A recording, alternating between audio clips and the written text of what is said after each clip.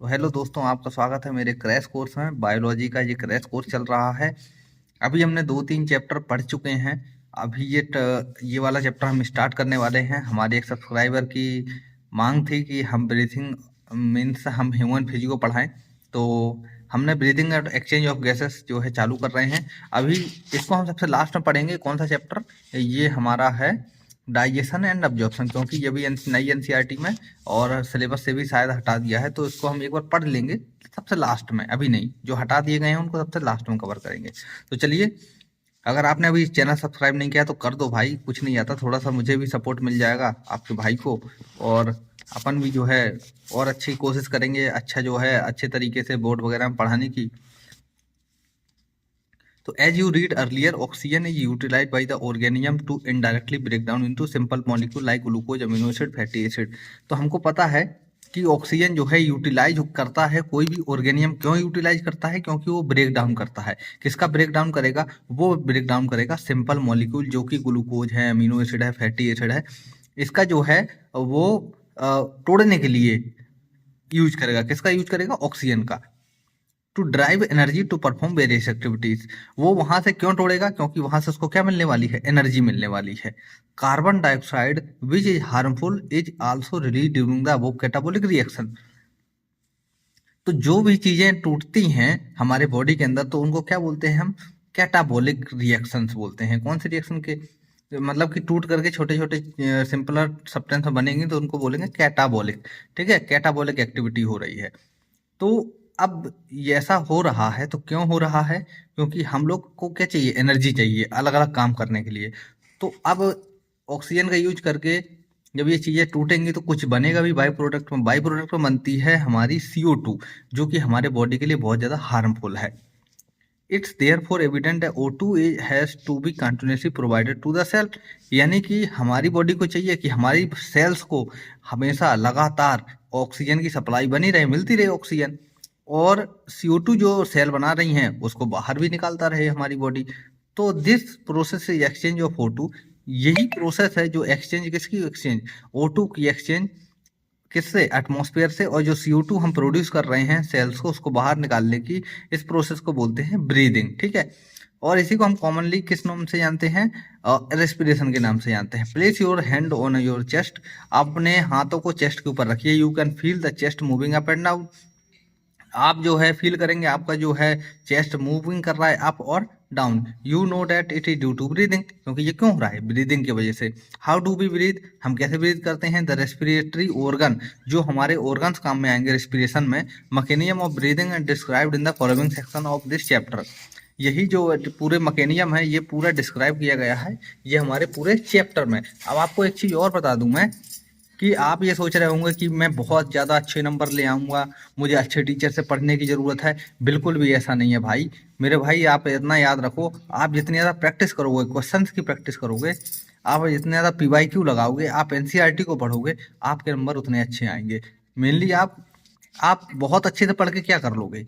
एक chapter, 2 chapter, 20 chapter अच्छे से कर लोगे। इतने में आपका पूरा समय खराब हो जाएगा और आपका एग्जाम पास में आ जाएगा। फिर आपके पास में ना ही इनसे कुछ होने वाला है, और जो आपने छोड़ रखा है इतना पार्ट, उससे भी। आप कोशिश ये करो कि हर एक चीज़ को पूरा कवर कर लो एक बार। ठीक है, पढ़ाई कभी कंप्लीट नहीं होती। ये आप एक चीज़ बहुत बड़ी बात बोल रहा हूँ, पढ़ाई कभी कंप्लीट नहीं होती।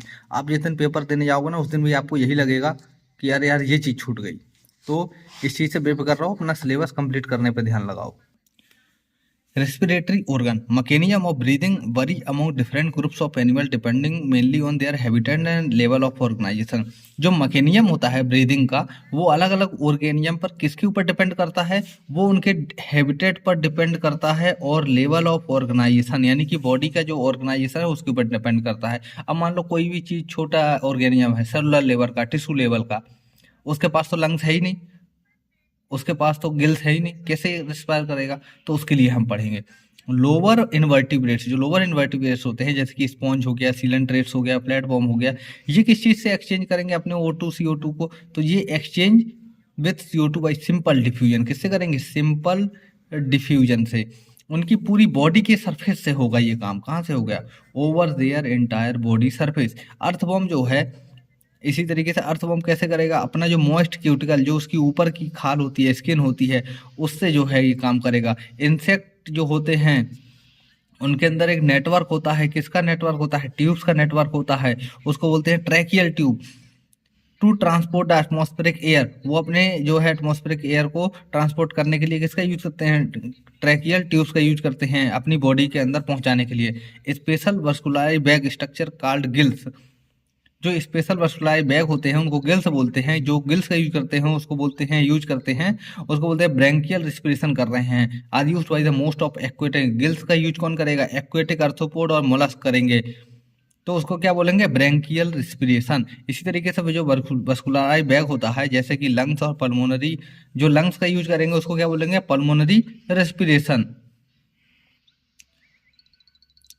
Are use by the terrestrial form, जो इसको कौन यूज करेगा, लंग्स को, टेरेस्ट्रियल फॉर्म्स यानी कि जो धरती पर रहते हैं। For the exchange of gases among vertebrates, जैसे कि फिशेस हैं वो क्या यूज करेंगे, गिल्स का यूज करेंगे। जो एम्फीबियंस हैं, रेप्टाइल हैं, बर्ड मेमल्स हैं, ये क्या करेंगे, लंग्स का यूज करेंगे। एम्फीबियन जैसे कि एक फ्रॉग है, वो कहाँ से अपनी मॉइस्ट स्किन यानी कि जो उसकी स्किन है वहां से भी वो अपने जो है रेस्पिरेशन को कर सकता है, उसको बोलते हैं क्यूटेनियस रेस्पिरेशन। ठीक है, अब हम पढ़ेंगे human respiratory system. Human respiratory system, we have a pair of external nostril, हमारे पास में एक पेयर है एक्सटर्नल नोस्ट्रिल का, opening out above the upper lip, जो कि अपर लिप के ऊपर जो है खुलती है। It leads to a nasal chamber, उसके बाद वो कहाँ जाती है, और वो नासल चैम्बर की ओर जाती है। थ्रू द नासल पासेज, कहाँ से होते हुए, नासल पासेज से होते हुए, यानी कि एक्सटर्नल नोस्ट्रिल, एक्सटर्नल नोस्ट्रिल से नासल पैसेज, नासल पैसेज से नासल चैम्बर। ध्यान रखना, the nasal chamber open into pharynx, nasal chamber कहाँ खुलेगा, फेरिंग्स में खुलेगा। कहाँ खुलेगा, फेरिंग्स में खुलेगा, ध्यान रखना है। ठीक है, मैं जैसे बताता जा रहा हूँ उस तरीके से याद रखते जाओ। एक्सटर्नल नोस्ट्रिल, एक्सटर्नल नोस्ट्रिल से नासल पासेज, नासल पासेज से नासल चैम्बर, नासल चैम्बर से नासल चैम्बर से होते हुए फेरिंग्स। ठीक है, ध्यान रखना है। A portion which is common passage for food and air, यहाँ से क्वेश्चन आता है और आया भी हुआ है। तो हमारे लिए कॉमन पासेज कौन सा है फूड एंड एयर के लिए, वो है फेरिंग्स है। The pharynx open through the larynx, जो फेरिंग्स है वो कहाँ से होते हुए जाएगा, लेरिंग्स, लेरिंग्स में जाके जो है खुलेगा, कहाँ से कहाँ, इनटू द ट्रैकिया, फिर जो है कहाँ खुलेगा, ट्रैकिया में। Larynx is a cartilaginous box, larynx क्या है, कार्टिलेजिनस बॉक्स है, जो कि किसमें हेल्प करेगा, हेल्प करेगा साउंड प्रोडक्शन में, hence is called a sound box, वो हेल्प करता है साउंड प्रोडक्शन में, इसीलिए उसको बोलते हैं साउंड बॉक्स। ड्यूरिंग स्वेलिंग, यानी कि जब हम खाना निगलते हैं, glottis can be covered by a thin elastic cartilaginous flap is called epiglottis, तो जो ग्लोटिस को जो है कौन कवर करता है, एपिग्लोटिस जो है कवर करता है, ढक्कन लाइक स्ट्रक्चर होता है। To prevent the entry of food into the larynx, तो जो खाना है हमारा वो किस में ना जाए, लैरिंग्स में ना जाए, उसको कौन रोकता है, एपिग्लोटिस जो ढक्कन है वो रोकता है। ठीक है, तो इस वजह से जब आप खाना खाओगे कभी तो आपको खांसी वगैरह आ सकती है, तो वो क्यों आती है, एकदम से अचानक से खांसी आएगी तो गलती से खाना कहाँ चला जाता है, हमारी जो है ग्लोटिस के अंदर चला जाएगा, तो वो हमको एकदम जो हमारा बैक है, तो कौन लगाएगा, वो हमारे लंग्स में से एकदम से झटका देगा हमारा बॉडी, जैसे हवा एकदम तेज के साथ में बाहर आएगा, जो खांसी के टाइम पे या जो छींक आती है उस टाइम पे ये जो है कारनामा होता है, आपने फील भी किया होगा। तो वो क्यों होता है, वो इसके गड़बड़ी के कारण, यानी एपिग्लोटिस जो है ढक्कन कभी कम बंद हुआ या उस वजह से एक दो दाना जो है तिनका अंदर चला जाता है। Trachea is straight tube, trachea कैसी है, स्ट्रेट ट्यूब है, extending up to the mid thoracic cavity, कहाँ तक जाती है, मिड थोरेसिक कैविटी तक जाती है, which divide at the level of thoracic vertebra into the right and left pulmonary bronchi. तो जो आपको क्वेश्चन आएगा वो क्या आएगा, level of fifth thoracic vertebra, जब हम आगे और चल के पढ़ेंगे तो आपको उनको ये पता चल जाएगा ये थोरेसिक वर्टिब्रा क्या है, कहाँ पे रहता है। तो आप अभी इतना याद दो, हमारी रीढ़ की हड्डी की बात हो रही है। ठीक है, तो फिफ्थ थोरेसिक वर्टिब्रा के पास में जो है ये किसमें बदल जाएगा, यानी कि पीछे साइड में कौन आएगा, फिफ्थ थोरेसिक वर्टिब्रा रहेगी, आगे साइड में हमारा जो है ये स्ट्रेट ट्यूब यानी कि ट्रैकिया रहेगी, वो दो भागों में बट जाएगी। तो यहाँ पे आप ये लंग्स है आगे, पीछे आपकी रीढ़ की हड्डी भी होगी, तो रीढ़ की हड्डी हड्डी का कौन सा भाग आएगा, ट्रैकियल भाग, और फिफ्थ थोरेसिक वर्टिब्रा आएगी, तो वो कौन से नंबर का जो रहेगा, 5वें नंबर का तो आपको ये याद रखना है।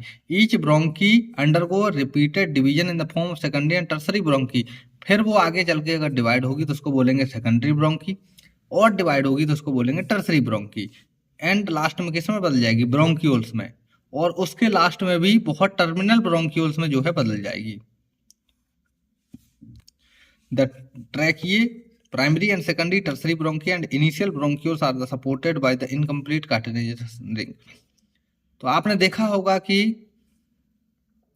जो हमारे ब्रोंक्यूल्स हैं और ट्रैकिया है वो किससे कम सपोर्ट करेगा? इनकम्प्लीट कार्टिलेजिनस रिंग होती हैं जो कि आगे की ओर से कवर अप होती हैं। जैसे ये देखो, ये रिंग दिख रही है, ये पीछे की तरफ पूरी नहीं है, आधी है। कैसी है? आधी है।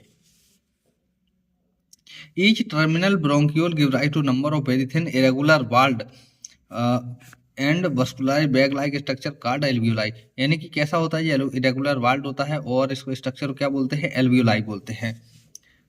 The branching network of bronchi bronchioles and alveoli comprise the lungs. इसी पूरे स्ट्रक्चर को क्या बोलेंगे? हम लंग्स बोलेंगे। वी हैव टू लंग्स, हमारे पास में 2 लंग्स होते हैं जो कि कवर्ड होते हैं डबल लेयर्ड प्लूरा से। किससे? Double layered pleura with new pleural fluid between them. जो प्लूरल फ्लूइड होता है उनके बीच में भरा होता है, जो कि किस काम में आता है? जो प्लूरल फ्लूइड है वो कि हमारे फ्रिक्शन को जो है, जब हमारे लंग्स ऐसे बार बार करेंगे या फूलेंगे पिचकेंगे तो उनके बीच में जो है फ्रिक्शन होगा उनकी बाल के बीच में, तो उसको रोकने के लिए वहां पे क्या होता है? फ्लूइड भरा होता है, पानी जैसा और जेल जैसा। तो उसको किसके कम करने के लिए? जो फ्रिक्शन को, यानी जो घर्षण को कम करने के लिए ये फ्लूइड भरा रहता है। ठीक है। Lung surface and the outer pleural membrane is close contact with the thoracic lining, whereas the inner pleural membrane is contact with the lung surface। तो जो इनर प्लूरल मेम्ब्रेन है वो कांटेक्ट कर सकती है किससे? लंग की सरफेस से। तो हमारे जो पार्ट हैं लंग्स के अंदर के, तो वो 2 भाग में बांटे जाते हैं वन पूरे। तो एक होता है कंडक्टिंग पार्ट, एक होता है एक्सचेंज पार्ट। तो इसको हम देखेंगे। The part is starting with the external nostril, external nostril से लेकर के up to the terminal bronchiole. कहाँ तक? Up to the terminal bronchiole. तो यहाँ तक ये पार्ट कहलाता है कंडक्टिंग पार्ट। ठीक है। जो whereas the alveoli and their duct, जो एल्वियोलाई हैं और उसकी जो डक्ट हैं, alveoli and their duct form the respiratory exchange part। तो वो क्या करती हैं? वही मेन है जो कि रेस्पिरेशन करती हैं और एक्सचेंज करती हैं किसका? गैसेस का। ठीक है। Respiratory system. The conducting part, जो कंडक्टिंग पार्ट है वो क्या काम करेगा? Transport the atmospheric air to the alveoli. पहला काम, वो एटमॉस्फेरिक एयर को एल्वियोलाई तक पहुंचाएगा। Clears it from foreign particles, जो फॉरेन पार्टिकल, जो डस्ट पार्टिकल वगैरह जो अंदर उसके साथ में आ गए हैं उसको क्या करेगा? उसको क्लियर करेगा, साफ करेगा। ह्यूमिडिफाइज, अगर टेम्परेचर बहुत कम है या बहुत ज़्यादा है तो उसको बॉडी के टेम्परेचर के लेवल पे लेके आएगा, उसके एयर के। Also bring the air to body temperature, यानी कि अपने बॉडी टेम्परेचर पर ला करके। Exchange part is site of actual diffusion, जो एक्सचेंज पार्ट है हमारे लंग्स का वही है मेन, जहाँ पर क्या चल रहा है? डिफ्यूजन चल रहा है। किसका? O2 का, CO2 का। किसके किसके बीच में? ब्लड और एटमॉस्फेरिक एयर के बीच में। The lungs are situated in the thoracic chamber. तो हमारे लंग्स कहाँ पे होते हैं? थोरेसिक चैम्बर में होते हैं। Which is anatomically an air tight chamber. कैसा चैम्बर है? एयर टाइट है। ठीक है। The thoracic chamber is form dorsally by the vertebral column, यानी कि आप जो है मुंडी करके जो है नीचे आपकी आंखें होंगी, आप जो है उल्टे ऐसे लेट जाओ। ठीक है। इस तरीके से आपको उल्टे लेटना है, यानी कि मुंडी आपकी नीचे रहेगी। तो जो आपका शरीर जो है नीचे धरती से छुआ रहेगा वो कौन सा भाग है? वो वेंट्रल भाग है। कैसा है? वेंट्रल है। ठीक है। आपके ऊपर वाला जो है वो कौन सा है? डोर्सल है। ठीक है। तो हमारा जो थोरेसिक चैम्बर है वो एनाटोमिकली एयरटाइट चैम्बर है, और डोर्सली यानी पीछे से वो किससे है? वर्टिब्रल कॉलम से सपोर्ट है। और वेंट्रली किससे है? डोर्सली किससे है? वर्टिब्रल कॉलम से। और वेंट्रली किससे है? स्टर्नम से। और लेटरली किससे है? रिब्स से। यानी कि ये जो साइडें हैं, यानी ऊपर नीचे तो बता दिया आपको, जो नीचे वाला है वो वेंट्रल है, ऊपर वाला है डोर्सल। तो सबसे पहले जो कीड़े थे, आप इनवर्टिब्रेट्स में ध्यान दो, तो कैसे रेंगते थे? वो इसी तरीके से रेंगते थे, यानी कि अपने पेट के बल चलते थे। तो ये पेट के बल चलते थे उसको बोला गया वेंट्रल भाग। तो आप खड़े होकर चलने लग गए, लेकिन आप फिर से वही मछली जैसा आप चल के देखो एक बार, तो आप उल्टे थोड़ी नहीं चल पाओगे। जब आप अपने पेट के बल लेटोगे तभी तो आगे जाओगे। तो वो नीचे वाला भाग जो है वो वेंट्रल है और ऊपर वाला जो है वो डोर्सल, पीठ वाला। अब बगल वाला देखो, ये कौन सा है, लेटरल है, लेटरल, ठीक है। तो यहाँ पे जो लेटरली किससे है जो सपोर्ट है हमारे लंग्स, वो हमारे रिब से सपोर्ट है। And on the lower side by the dome shaped diaphragm. और जो नीचे की साइड, यानी कि जब आप खड़े हो जाओगे तो आप अपने पेट के नीचे देखो, तो किससे वो सपोर्ट रहेगा, डोम शेप्ड का डायफ्राम है। डोम शेप्ड यानी कैसा, जैसा मकबरा वगैरह बना रहता है ना, इस तरीके से। तो हमारे जो जैसे ये यहाँ पे ये लंग्स हैं, ये हमारे लंग्स हैं, और यहाँ पे ये नीचे साइड से ये डोम शेप्ड क्या है, डायफ्राम है, उससे जो है सपोर्ट है। The anatomically set up lungs in thoracic, which in such that any change in volume of the thoracic cavity will reflected in the lungs pulmonary cavity। यानी कि ये पूरे thoracic चैम्बर में, thoracic cavity में कुछ भी जो है वॉल्यूम चेंज होता है तो वहाँ कहाँ पे दिखता है हमको, अपने pulmonary cavity के उसमें चेंज होता हुआ दिखता है, ठीक है। Such an arrangement is essential for breathing. ये पूरा सेटअप किस लिए बहुत जरूरी है, हमारी ब्रीदिंग के लिए बहुत जरूरी है। As we can not directly alter the pulmonary volume, इसके बिना हम पल्मोनरी वॉल्यूम को चेंज नहीं कर सकेंगे, ठीक है। Respiration involves the following steps. Respiration में कौन कौन सी स्टेप होती हैं ये देखते हैं। ब्रीदिंग और pulmonary ventilation by which atmospheric air is drawn in CO2 rich alveolar air is released out, ठीक है। पहला, diffusion of gases O2 CO2 across alveolar membrane, transport of gases by the blood, diffusion of O2 CO2 between the blood and tissue, utilization of O2 by the cells, catabolic reaction and resultant release of CO2, cellular respiration dealt in chapter 14। तो ये चीज़ें जो होती हैं ये आपको समझ में आ गई होंगी, बहुत छोटी छोटी चीज़ें हैं, आप एक बार पढ़ोगे ना आपको समझ में आ जाएंगी, कोई दिक्कत नहीं है। Mechanism of breathing. Breathing involve two stages, inspiration during which atmospheric air is drawn and expiration by which air is released out. यानी कि इंस्पिरेशन होगा जिसमें हम एटमॉस्फेरिक एयर को अंदर लेंगे, एक्सपायरेशन जिसमें हम बाहर छोड़ेंगे। The movement of air into and out the lungs is carried out by creating a pressure gradient between the lungs and atmosphere. तो ये कैसे होता है, ये इंस्पिरेशन एक्सपिरेशन, ये हमारे अंदर कौन सा प्रेशर ग्रेडियंट जो है जनरेट करता है, कौन जनरेट करता है, हमारे लंग्स जनरेट करते हैं। Inspiration can occurs if the pressure of lungs intra pulmonary pressure is less than the atmospheric pressure. आपको पता है कोई भी एयर है या कोई भी जो है लिक्विड है तो वो कहाँ से जाता है, हाई प्रेशर से लो प्रेशर। तो हमारे अगर जो हमारे लंग्स के अंदर प्रेशर कम हो जाएगा तो कहाँ जाएगी हवा, बाहर से अंदर की ओर जाएगी। इसी तरीके से अगर लंग्स के अंदर प्रेशर ज़्यादा हो जाएगा तो हवा अंदर से बाहर निकलेगी। बस इसी सिद्धांत पे, इसी जो है इसी के ऊपर जो हमारे लंग्स बेस्ड हैं। There is negative pressure in the lungs respect to atmospheric pressure. यदि एटमॉस्फेरिक प्रेशर से जो है हमारे अंदर कम रहता है प्रेशर तो क्या होगा, इंस्पिरेशन होगा। अगर ज़्यादा हो जाएगा तो expiration. Similarly expiration take place when the intrapulmonary pressure क्या होगा, हाई होगा। ये मैंने आपको अभी बताया, atmospheric pressure. The diaphragm and specialised set of muscles. यहाँ पे काम कौन कौन करेगा, यहाँ पे आपका डायफ्राम काम करेगा और स्पेशल जो सेट है मसल्स का वो काम करेगा। सबसे पहले तो हम ये देखते हैं एक्सटर्नल और इंटरनल इंटरकोस्टल मसल्स क्या होती हैं। मैं यहाँ पे एक फोटो लगा रहा हूँ केवल 5 सेकंड के लिए और आप उसमें देख लो कि कौन कौन सी होती हैं, फिर हम आगे बढ़ते हैं। तो आपने देख लिया होगा कि एक्सटर्नल और इंटरनल इंटरकोस्टल मसल कौन सी होती हैं। तो पहला एक्सटर्नल इंटरकोस्टल मसल, दूसरा इंटरनल इंटरकोस्टल मसल। ये कहाँ पे होती हैं, रिब्स के बीच में होती हैं। क्या किसमें हेल्प करेंगे, help in generation of such gradient inspiration is initiated by the contraction of diaphragm which increase the volume of thoracic chamber. तो ये किसमें हेल्प करेंगे, डायफ्राम के साथ में यहाँ पे जो ग्रेडियंट बनाएंगी तो वहाँ से क्या होगा, इन वॉल्यूम जो है इंक्रीज हो जाएगी, किसकी, थोरेसिक चैम्बर की। तो यहाँ पे the contraction of intercostal muscle lift up.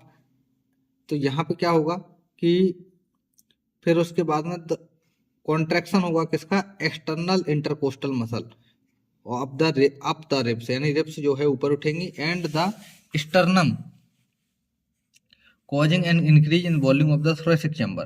तो यहाँ पे स्टर्नम जो है वो भी क्या होगा, लिफ्ट अप होगा वहाँ पे थोरेसिक चैम्बर में।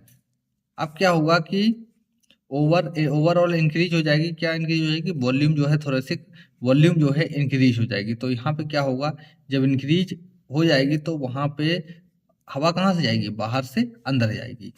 Increase in pulmonary volume, decrease in. अब तो चलो एक बार और देखते हैं इसको। तो देखो पहला काम क्या होगा, पहला काम होगा डायफ्राम जो है कॉन्ट्रैक्ट करेगा, कॉन्ट्रैक्शन ऑफ डायफ्राम। ठीक है, इंस्पिरेशन कब होगा, इनिशिएट करेगा कौन करेगा, contraction of diaphragm. Diaphragm contract होगा जिसकी वजह से which increase the volume of thoracic chamber in antero posterior axis. इसको छोड़ दो आप, ये वर्ड आपको ध्यान मत दो, आपको बस इतना याद रखना है कि डायफ्राम क्या करेगा, कॉन्ट्रैक्ट करेगा जिससे इंक्रीज होगा volume of the thoracic chamber. दूसरा पॉइंट, द कॉन्ट्रैक्शन ऑफ, दूसरा कॉन्ट्रैक्शन किसका होगा, एक्सटर्नल इंटरकोस्टल मसल का। किसका होगा, जो कि क्या करेंगे, lift up the ribs, lift up यानी कि रिब्स को ऊपर उठा देंगी। तीसरा किसका होगा, स्टर्नम का। स्टर्नम भी क्या करेगा, जो कि लिफ्ट अप हो जाएगा जिसकी वजह से ओवरऑल इंक्रीज हो जाएगा किसका, तो जो स्टर्नम जो है वो भी लिफ्ट अप हो जाएगा जिसकी वजह से इंक्रीज हो जाएगा किसका, वॉल्यूम थोरेसिक चैम्बर का। अब देखो यहाँ पे दो वर्ड आए हैं, डोर्सो वेंट्रल एक्सिस, और यहाँ पे एक वर्ड आया है कहाँ गया, एंटीरियो पोस्टीरियर एक्सिस। एंटीरियो, आप ये आदमी है ना, आप ना इसको खड़ा करो, आप इसको खड़ा करो सीधा। अब उसके ऊपर से ना एक पेन डाल दो, उसके मुंडी से डायरेक्ट उसके दोनों पैरों के बीच से निकल जाए। ऊपर से जब आप इसके पेन डालोगे तो ये कौन सी एक्सिस हो गई, यही जो एक्सिस है एंटीरियो पोस्टीरियर एक्सिस। ठीक है, दूसरी डोर्सो वेंट्रल एक्सिस। आप ना, ये आदमी ऐसे लेटा हुआ है, आप ना इसके ऊपर से ऐसे पेन डाल दो, तो ऊपर डोर्सल नीचे वेंट्रल, तो ये कौन सी एक्सिस हो गई, ये हो गई डोर्सो वेंट्रल एक्सिस। ठीक है, अब आपको दोनों चीज समझ में आ गई होगी कि कौन कौन से साइड से किधर से वॉल्यूम कैसे बढ़ेगा। आप दोबारा इस लाइन को पढ़ लेना, बिल्कुल समझ में आ जाएगा। तो यहाँ पे अब इसका जो है उल्टा होगा किसमें, उसमें एक्सपायरेशन में, तो आपको वो भी याद हो जाएगा। The increase in pulmonary volume, decrease in the intra pulmonary pressure. अगर वॉल्यूम इंक्रीज डिक्रीज हो गई, वॉल्यूम जो है वॉल्यूम जो है इंक्रीज हो गई, और डिक्रीज क्या हो गया, decrease the intra pulmonary pressure. क्योंकि यहाँ पे आप देखो पीवी इक्वल टू एनआरटी में आप जो है आइडियल गैस इक्वेशन में देखो तो प्रेशर जो है वॉल्यूम के इन्वर्सली प्रोपोर्शनल है, अगर एक चीज बढ़ेगी तो दूसरी कम हो गई। तो यहाँ पे एक चीज बढ़ गई, क्या बढ़ गई, वॉल्यूम बढ़ गई, तो क्या कम होगा, प्रेशर जो है कम हो जाएगा, जिसके वजह से एटमॉस्फेरिक प्रेशर ज्यादा होने की वजह से हवा कहाँ जाएगी, बाहर से अंदर जाएगी। ये मुझे पता है ये बहुत कठिन है इसको समझना, बट आप 2-3 बार पढ़ोगे तो बिल्कुल अच्छे से समझ में आ जाएगा। अब यहाँ से पढ़ो, यहाँ इंस्पिरेशन हो गया। अब देखो रिलैक्सेशन ऑफ डायफ्राम पहला, एंड द इंटरकोस्टल मसल, दूसरा इंटरकोस्टल मसल भी जो है वो उसका रिलैक्सेशन होगा, एंड द स्टर्नम। अब स्टर्नम भी रिलैक्स होगा जिसकी वजह से सब कुछ क्या हो जाएगा, नॉर्मल पोजीशन में आ जाएंगे, जिसकी वजह से जो हमारी थोरेसिक वॉल्यूम है वो क्या हो जाएगी, रिड्यूस हो जाएगी, कम हो जाएगी। Thereby the pulmonary volume, जिसकी वजह से पल्मोनरी वॉल्यूम जो है वो डिक्रीज हो जाएगा। अगर वो डिक्रीज हो जाएगा तो हमारा इंट्रा पल्मोनरी प्रेशर जो है थोड़ा सा एटमॉस्फेरिक प्रेशर से हल्का अबव चला जाएगा, जिसके वजह से एक्सप्रेशन कॉज होगा। Sorry, we have ability to increase the strength of inspiration, हमारे पास में एबिलिटी है इसको बढ़ाने के लिए, expression with the help of additional muscle of the abdomen, यानी कि किसकी हेल्प से, additional muscle of the abdomen से हम ये वॉल्यूम को और ज़्यादा बढ़ा भी सकते हैं। जैसे कभी कभी, ये पेन को क्या हो गया, कभी कभी हम जम्हाई लेते हैं तो आप देखो कितनी सारी एयर एक साथ आ जाती है, तो क्यों हो जाती है, एब्डोमेन मसल वहाँ पे काम करने लगती हैं। On an average healthy human, जो एक हेल्दी एक अच्छा ह्यूमन है जो कि बीड़ी सिगरेट गांजा नहीं फूकता है, उसकी जो है ब्रीथ रेट क्या रहेगी, 12 से 16 टाइम्स पर मिनट। ठीक है, the volume of air involve the breathing movement can be estimated by the, हम ये सब चीज चेक कर सकते हैं किससे, स्पायरोमीटर से। स्पायरोमीटर अगर आपने नहीं देखा है तो गूगल कर लेना, जाके आप स्पायरोमीटर को देख सकते हो, वो उसमें जो है आपके क्लिनिकल असेसमेंट रहते हैं, आप जो है उनको यूज भी कर सकते हो, बहुत सस्ता आता है, 200-250 रुपये का मंगा भी सकते हो। तो अभी हम पढ़ेंगे रिस्पिरेटरी वॉल्यूम एंड कैपेसिटी। अगर आपको मैं बता दूं तो मैं डायरेक्ट बता रहा हूँ कि यहाँ से क्वेश्चन 100% आएगा। 100% मतलब 100% फुल चांस है आएंगे, फुल चांस नहीं आएगा ही आएगा। आप तो ये मान के चलो, आप तो रट के जाओ भाई, आपको एक क्वेश्चन देखने के लिए मिलेगा। टाइडल वॉल्यूम, टाइडल, अगर आप ये सोच रहे हो पिछले जो 25 का पेपर आया था थोड़ा कठिन आ गया था, अरे भाई उसको छोड़ो, आ गया था जो आ गया था। अब मुझे नहीं लगता कि उस तरीके का पेपर वो लोग बनाएंगे। हो सकता है कि वो थोड़ा ज़्यादा चल रहा था, उस वजह से उन्होंने बना दिया हो, थोड़ा तनाव था उस टाइम पे स्टूडेंट और एनटीए के बीच में। तो लेकिन इस बार मुझे नहीं लगता ऐसा कुछ होगा, सब कुछ नॉर्मल रहेगा। तो आप तो यही सोच के चलो सब कुछ नॉर्मल रहेगा। अगर तुम्हारे लिए अगर कठिन आया तो सबके लिए कठिन होगा। टेंशन मत लो, ठीक है। टाइडल वॉल्यूम, टाइडल वॉल्यूम जो है हम एक बार आराम से बैठ के जब सांस लेंगे और उसी को छोड़ देंगे तो वो हमारा क्या है, टाइडल वॉल्यूम है। वो होता है अप्रोक्सीमेटली 500 ml, ठीक है। टाइडल वॉल्यूम टीवी आपको याद रखना है, 500 ml होता है। और आप मिनट के हिसाब से निकालोगे तो हम 12 से 15 टाइम्स जो है ब्रीथ रेट करते हैं तो 6000 से 8000 ml पर मिनट आता है। IRV, इंस्पिरेटरी रिजर्व वॉल्यूम, ये होता है जब हम टीवी हमने यानी कि नॉर्मल जो है एयर ले ली, अब हम और ज़्यादा जो है हवा अंदर अपने अंदर भरे, यानी कि दम लगा के सांस ले, तो वहाँ पे आप जो है 2500 से 3000 ml जो है एयर को अंदर अपने ले लेते हो, ठीक है। उसी को बोलते हैं IRV।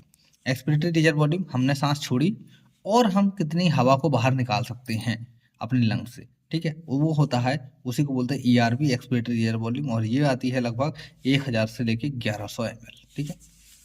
यार अब एक आती है रेसिडुअल वॉल्यूम। ये एक ऐसा वॉल्यूम है एयर का जो कि कभी लंग्स में खाली नहीं होता, ये हमेशा बना ही रहेगा। तो volume of air remaining in the lungs even after the forcible expiration. आप चाहे कितनी भी कोशिश कर लो अपने जो है सांस बाहर निकालने की, ऐसा नहीं होगा कि ये भी वॉल्यूम जो है बाहर निकल जाए। तो 1100 से लेके 1200 ml जो है आपके हमेशा लंग्स में बनी रहेगी। अगर ये निकल गई तो इसके बाद में लंग्स हमारे कोलैप्स कर जाएंगे, ठीक है। अब आते हैं ये 4-5 जो है मेन पॉइंट, इनको पढ़ लो आप। इंस्पिरेटरी कैपेसिटी, इंस्पिरेटरी कैपेसिटी क्या होती है, टीवी प्लस IRV, यानी कि tidal volume plus IRV, inspiratory reserve volume, ठीक है। Expiratory capacity TV plus ERV। Functional residual volume capacity, तो ये होती है ERV प्लस RV, यानी कि ये वॉल्यूम जो है हमेशा आपके लंग्स में बना रहेगा। वाइटल कैपेसिटी यानी total lung capacity, vital capacity कितनी होती है, आप रेसिडुअल वॉल्यूम को हटा दो, उसके बाद में ERV टीवी प्लस IRV, ये हमारी जो है maximum volume of air person can breathe out after the force inspiration. अब उसके बाद में आती है टोटल लंग कैपेसिटी, ये क्या होती है, TV vital capacity plus RV, यानी कि ये हमारी आ जाएगी टोटल लंग कैपेसिटी, ठीक है। अब पढ़ेंगे हम एक्सचेंज ऑफ गैसेस, इसके बाद में हमारा एक टॉपिक और है, उसका बाद चैप्टर जो है फिनिश हो जाएगा। Alveoli are the primary site of exchange of gases, जो हमारी एल्वियोली हैं वो हमारी प्राइमरी साइट हैं किसके लिए, एक्सचेंज ऑफ गैसेस के लिए। Exchange of gases also occurs between blood and tissue, यही एक्सचेंज कहाँ पे और होता है, हमारे ब्लड और टिश्यू के बीच में होता है। O2 and CO2 are exchange in the side by simple diffusion, यहाँ पे कौन काम करता है, सिंपल डिफ्यूजन जो है काम करता है। सिंपल डिफ्यूजन जो है बेस्ड होता है किसके ऊपर बेस्ड होता है, ये हम जो है ट्रांसपोर्ट इन प्लांट्स वाले चैप्टर में जो है बहुत अच्छे से इसको पढ़ते हैं, सिंपल डिफ्यूजन वगैरह को। तो ये प्रेशर और कंसंट्रेशन ग्रेडियंट के ऊपर काम करता है, यानी कि लो प्रेशर से कम प्रेशर की ओर जाएगा, हायर कंसंट्रेशन से लोअर कंसंट्रेशन की ओर जाएगा। Solubility of gases as well as thickness of membrane involved in the diffusion, यहाँ पे जो गैसेस की सोलिबिलिटी है वो भी कंसिडर करी जाती है, और थिकनेस जो होती है मेम्ब्रेन की वो भी यहाँ पे इन्वॉल्व होती है डिफ्यूजन के रेट पर। यानी कि जो डिफ्यूजन का रेट है वो किस किस के ऊपर डिपेंड करेगा, पता चला मोटी दीवार है तो वहां से कैसे सिंपल डिफ्यूजन होगा, नहीं हो पाएगा, धीरे धीरे होगा। अगर वो पतली होगी तो जल्दी जल्दी होगा, ठीक है। तो ये सारी चीज हैं, 2-3 चीजें जो कि अफेक्ट करती हैं रेट ऑफ डिफ्यूजन को, तो ये आप ध्यान में रखो, ठीक है। क्वेश्चन आने के चांसेस लगभग 20-30% के आसपास है, लेकिन ध्यान में रखना जरूरी है। Pressure contributed by the individual gas in a mixture of gases called partial pressure, जो कि प्रेशर जो है हम कंट्रीब्यूट करते हैं यानी कंसीडर करते हैं अपने उसके लिए, उसको बोलते हैं पार्शियल प्रेशर। तो यहाँ पे जो पार्शियल प्रेशर है उसको ऑक्सीजन का जैसे हमको नापना है तो यहाँ लिखेंगे PO2, अगर कार्बन डाइऑक्साइड का देखना है तो PCO2, partial pressure of carbon dioxide. partial pressure of these two gases are atmospheric air and two side of the diffusion. जहाँ जहाँ पे डिफ्यूजन होता है उसके बारे में हमने टेबल 17.1 में देखना है. The data given table clearly indicate the concentration gradient of oxygen, alveoli, blood and tissue. यानी कि ये 3-4 जगह पे जो जो प्रेशर होता है, कंसंट्रेशन ग्रेडियंट होता है, वही दिया हुआ है. तो ये इम्पोर्टेंट है. क्वेश्चन आने के चांसेस कितने हैं? 80% तक हैं. आ भी जाता है और आया भी हुआ है. तो आपको जो है याद रखना है रेस्पिरेटरी गैस O2 और CO2. एटमॉस्फेरिक एयर में O2 कितना होता है? 159 इसका एटमॉस्फेरिक प्रेशर होता है. CO2 का 0.3 होता है. एल्वियोलाई में कितना हो जाता है? ऑक्सीजन हमेशा ज़्यादा रहेगी, 104 रहेगा, ये 40 रहेगी. डीऑक्सीजनेटेड ब्लड, यानी कि जो डीऑक्सीजनेटेड ब्लड आ रहा है लंग्स की ओर, उसमें कितना रहेगा? ऑक्सीजन तो कम ही रहेगी, डीऑक्सीजनेटेड 40 रहेगी, CO2 45 रहेगी. ऑक्सीजनेटेड ब्लड में ऑक्सीजन ज़्यादा रहेगी 95 और CO2 कम रहेगी 40. टिश्यू के अंदर 40-45 याद रखना है, ठीक है. O2 40 और CO2 45. तो ये आप याद रखो. मेन कौन डाटा है? एक ये डाटा है, ये वाला भूल सकते हो, एक ये वाला है और एक ये वाला है, ठीक है. ये दोनों तीनों आप ये 1 2 3 याद रखो. बाकी आपको जो है सब कुछ लॉजिक से हो जाएगा. बाकी ये आपको याद रखना है, ठीक है. The gradient is present of CO2 in the opposite direction from tissue to blood and blood to alveoli. तो जो CO2 का जो ग्रेडियंट होता है वो किस तरीके से काम करता है? जो टिश्यू से कहाँ जाएगा? ब्लड के अंदर. ब्लड से कहाँ जाएगा? एल्वियोली में. एल्वियोली से डायरेक्ट बाहर निकल जाएगा. The solubility of CO2 is 20-25 times higher than of O2. यानी कि जो सॉल्युबिलिटी है किसकी? CO2 की, वो 20 से 25 टाइम्स क्या है? हायर देन है O2 से. The amount of CO2 that can diffuse through the diffusion membrane per unit difference in partial pressure is much higher compared to the O2. यानी कि जो डिफ्यूजन रेट है किसका? CO2 का, वो बहुत ज़्यादा हायर रहता है किससे? O2 से. The diffusion membrane is made up of 3 major layer. जो डिफ्यूजन मेम्ब्रेन है वो 3 मेजर लेयर से बनी है, जिसका नाम है thin squamous epithelium, endothelium of alveolar capillaries and the basement membrane, जो कि दोनों के बीच में होती है. तो ये आपको ये यहाँ से याद रखना है, ज़्यादा नहीं है. ये यहाँ पे देख सकते हो आप, ये लेयर है, ये एंडोथेलियम ऑफ ब्लड कैपिलरी है, बीच में बेसमेंट सब्सटेंस है और अंदर जो एल्वियोली की लेयर है वो स्क्वेमस एपिथेलियम की बनी होती है, जो कि कितने 1 सेल्ड थिक है, 1 सेल्ड थिक, ठीक है. The epithelium, alveoli, capillary and basement membrane composed of thin basement membrane supporting the squamous epithelium and the basement membrane surrounding the single layer endothelial cells of capillaries in between. However, the total thickness is much less than a millimeter. 1 millimetre से कम इनकी जो है thickness रहती है. क्या रहती है? Thickness रहती है. Therefore, all the factors in our body are favourable for diffusion. जो हमारे सभी फैक्टर हैं बॉडी के, वो डिफ्यूजन को जो है क्या करते हैं? फेवर करते हैं. कहाँ से? From alveoli to the tissue.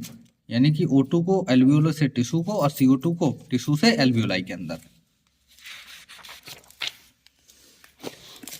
अब हमारा नेक्स्ट टॉपिक है और बहुत अच्छा टॉपिक है, यहाँ से क्वेश्चन आता है. तो इस टॉपिक को जो है, इस वाले को और इसको हम बहुत अच्छे से पढ़ेंगे. इसके बाद हमारा चैप्टर जो है निपट जाएगा. अभी 10-15 मिनट और लगेंगे, इससे ज़्यादा नहीं लगेगा. Transport of gases. Blood is the medium of transport of O2 and CO2. हमारा ब्लड है जो क्या है? मीडियम है O2 और CO2 के लिए. About 97% of O2 is transport by the RBC in the blood. हमारे जो है 97% जो है O2 को कौन ट्रांसपोर्ट करेगा? वो ब्लड करेगा. रिमेनिंग 3% O2 है वो डिजोल्व स्टेट में जाएगी प्लाज्मा के थ्रू. इसी तरीके से नियरली 20 से 25% जो CO2 है वो ट्रांसपोर्ट होगी RBC से. 70% जो है बाइकार्बोनेट के फॉर्म में डिजोल्व स्टेट में जाएगी और 7% जो है 70% जो है बाइकार्बोनेट के फॉर्म में जाएगी, 7% जो है डिजोल्व स्टेट प्लाज्मा के थ्रू जाएगी, ठीक है. Transport of oxygen. Haemoglobin is a red coloured iron containing pigment present in the RBC. हमारे RBC के अंदर हीमोग्लोबिन जो है प्रेजेंट होता है. O2 जो है बाइंड करता है हीमोग्लोबिन से रिवर्सिबल मैनर में टू फॉर्म ऑक्सी हीमोग्लोबिन. क्या बनाएगा? ऑक्सीजन उससे अटैच होकर के oxy haemoglobin. Each haemoglobin molecule can carry maximum of 4 molecule of O2. एक हीमोग्लोबिन का मॉलिक्यूल जो है चार जो है O2 को बाइंड कर सकता है। Binding of oxygen with haemoglobin is primarily related to partial pressure. हमने पहले पढ़ के आए जो ऑक्सीजन की बाइंडिंग है वो किसके ऊपर डिपेंड करती है, O2 के प्रेशर पर। जो पार्शियल प्रेशर है CO2 का, हाइड्रोजन आयन का कंसंट्रेशन, टेम्परेचर, ये सब भी फैक्टर जो है उसके ऊपर डिपेंड करेगी O2 की binding, which can interfere with this binding. ये सिग्मोइड कर्व जो है हमको मिलता है अगर हम परसेंटेज सेचुरेशन की ओर देखेंगे हीमोग्लोबिन के O2 के साथ में, तो इस तरीके का हमको एक सिग्मोइड कर्व जो है देखने के लिए मिलता है। तो अब देखो कौन कौन से जो है इफेक्ट करेंगे फैक्टर जो है पार्शियल प्रेशर CO2 का, H plus concentration and binding O2 with haemoglobin the alveoli where is high PO2। देखो बाइंडिंग के लिए कौन कौन जरूरी है ये मेन जगह है, ठीक है, यहाँ सवाल आएगा 90% तक आ सकता है, ठीक है। ऑक्सीजन का लेवल हाई होना चाहिए, CO2 का लेवल कम होना चाहिए, ठीक है, ध्यान रखना। H प्लस का कंसंट्रेशन कम होना चाहिए, यानी कि H प्लस का कंसंट्रेशन कम होगा यानी कि हमारे जो है अगर हम देखें तो एसिडिटी नहीं होनी चाहिए, ठीक है, एसिडिक एनवायरनमेंट नहीं क्रिएट होना चाहिए। टेम्परेचर कैसा होना चाहिए, कम होना चाहिए, लोअर टेम्परेचर। तो यहाँ पे जो है तीन चीजें, दो चीजें कम होनी चाहिए, तीन चीजें कम होनी चाहिए, एक चीज बस बड़ी रहेगी, कौन सी, O2 का प्रेशर जो है हाई होगा। सेम इन्हीं जो है इनको आप उल्टा कर दो तो ये किसके लिए फेवरेबल कंडीशन बन जाएगी, CO2 के लिए, ठीक है। फॉर्मेशन ऑफ ये किसके लिए, फॉर्मेशन ऑफ ऑक्सी हीमोग्लोबिन के लिए। अब जो है टिश्यू के अंदर जो है यहाँ पे PO2 जो है लो होता है, यहाँ पे CO2 H प्लस जो है और हाई टेम्परेचर एग्जिस्ट करता है, वो किसके लिए है, CO2 के लिए है, ठीक है। तो अब हमारे पास में ये समझ में आ गया कि किस तरीके से हमको तीन चार चीजें याद रखनी है। अब हम एक चीज और पढ़ेंगे इसमें, every 100 ml of oxygenated blood can deliver around 5 ml of O2 to the tissue in normal physiological condition में। Transport of carbon dioxide, CO2 का ट्रांसपोर्ट कैसे होता है, CO2 is carried out by haemoglobin, कैसे होगा, कार्बोक्सी हीमोग्लोबिन नहीं, कई कई लोग क्या कर देते हैं CO2 मिलेगा तो यहाँ पे जो पढ़ लिया ऑक्सी हीमोग्लोबिन, अगर कार्बन डाइऑक्साइड जो लेगा तो कार्बोक्सी हीमोग्लोबिन। कार्बोक्सी किसके लिए है, CO के लिए है, यानी कार्बन मोनोऑक्साइड जब मिलेगा हीमोग्लोबिन से तब बनता है कार्बोक्सी हीमोग्लोबिन। यहाँ पे बनेगा CO2 मिलेगा तो कार्ब अमीनो हीमोग्लोबिन, ठीक है। अबाउट 20 से 25% जो रहेगा कैरिड आउट हीमोग्लोबिन जो है अबाउट 20 से 25%। द बाइंडिंग और related to partial pressure of CO2 PO2 major factor जो है इफेक्ट करेंगे। यहाँ पे यही सब वही उसी का खेल है, आपको तो जो ये चीज़ पढ़ना है, यहाँ पे जो CO2 H2O के साथ में मिलकर के कार्बोनिक एनहाइड्रेज एक एंजाइम है, यहाँ पे ये H2CO3 बनेगा।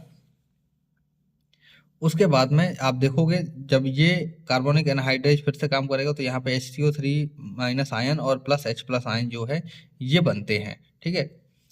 तो अब मेन चीज और क्या है, यहाँ पे ये बाइकार्बोनेट के फॉर्म में जो है ट्रांसपोर्ट होता है सबसे ज्यादा 70% हम यहाँ पर के पढ़ के आए हैं।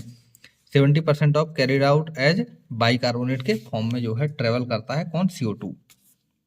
ये ऐसा किस लिए होता है, क्यों होता है, बॉडी में क्यों जरूरी है, ये इसलिए जरूरी है क्योंकि ये CO2 है ना हमारी बॉडी के लिए हाईली टॉक्सिक है, अगर जो O2 की तरह अगर ये काम करेगा तो। अब जो 100 ml डीऑक्सीजनेटेड ब्लड है वो लगभग 4 ml जो है CO2 को जो है डिलीवर करता है। अब रेगुलेशन ऑफ रेस्पिरेशन, किस तरीके से रेस्पिरेशन जो है रेगुलेट होता है, तो यहाँ पे हमारे पास में स्पेशल सेंटर होता है मेडुलर रीजन में, जो कि हम रेस्पिरेटरी रिदम सेंटर भी बोलते हैं। यही प्राइमरी रिस्पॉन्सिबल होता है किस लिए, ये सब काम के लिए। पोन्स रीजन जो है ब्रेन का वो न्यूमोटैक्सिक सेंटर है, जो कि रेस्पिरेटरी रिदम सेंटर को भी कंट्रोल करता है, या मतलब कि दोनों साथ मिलकर जो है काम करते हैं। जो neural signal from the centre reduce the duration of inspiration thereby alter the respiratory rate, यानी कि जहाँ से जो सिग्नल आएंगे वो किसको घटाएंगे, वो इंस्पिरेशन को कम कर देंगे। जो कीमो एक कैसा सेंसिटिव एरिया है, कीमो सेंसिटिव एरिया है, जो कि एडजस्ट करता है हमारे रिदम सेंटर को। हाईली सेंसिटिव होता है किसके से, CO2 और हाइड्रोजन आयन से। इसी तरीके से यहाँ पे आप देखोगे जो रेस्पिरेटरी प्रोसेस है वो किस तरीके से चलता है, changes the CO2 H plus content needs necessary signal to the rhythm centre and remittal action, यानी कि ये आपस में मिल करके काम करते हैं। यहाँ से कोई सवाल ज़्यादातर अभी तक तो नहीं आया है, एक दो सवाल आते हैं कभी कभार। तो आप PYQ करोगे ना तब आपको ये इसके सवाल बनेंगे। आप इसको पढ़ करके जाओगे तो कुछ समझ में नहीं आएगा, PYQ करके जाओगे तभी आप इसके सवाल कर पाओगे, ठीक है। अब इसमें डिसऑर्डर है, अस्थमा है, यहाँ पे ब्रीदिंग में जो है दिक्कत आती है, इन्फ्लेमेशन हो जाता है ब्रोंक्यूल्स में।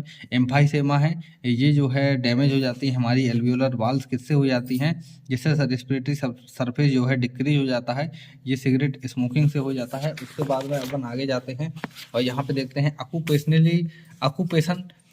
Occupational respiratory disorder. ये कैसे हो जाता है, ये जो है माइंस वगैरह में जहाँ पे स्टोन की जो ग्राइंडिंग स्टोन ब्रेकिंग का काम होता है, तो वहाँ पे जो लोग काम करते हैं वो लोग मास्क वगैरह नहीं लगाते हैं, तो ये लंग्स की जो है फाइब्रोसिस हो जाती है, यानी कि जो हमारे जो टिश्यू हैं वो जो है कठोर हो जाते हैं, तो वहाँ पे वो काम करना बंद कर देंगे। इसलिए इंडस्ट्रीज में जो वर्कर हैं उनको वो प्रोटेक्टिव मास्क पहन करके काम करवाते हैं या करते हैं, तो बहुत अच्छी बात है, ठीक है। इसी के साथ में ये चैप्टर जो है निपट जाता है। और आपसे दरख्वास्त है एक कि आप जो है हमारे चैनल को सब्सक्राइब जरूर कर लो भाई। और भाई आपका जो सपोर्ट से भाई आगे बढ़ जाएगा, जिससे जो है और मैं अच्छे अच्छे वीडियो आपके लिए लाता रहूँगा इसी तरीके से। और अभी हमारे कई सारे चैप्टर बचे हुए हैं, उनको भी हम धीरे धीरे कवर करेंगे। PYQ सीरीज लाऊंगा, अभी नहीं, जब हमारा पेपर पास आ जाएगा, लगभग 2 महीने बचेंगे ना, जब लाऊंगा।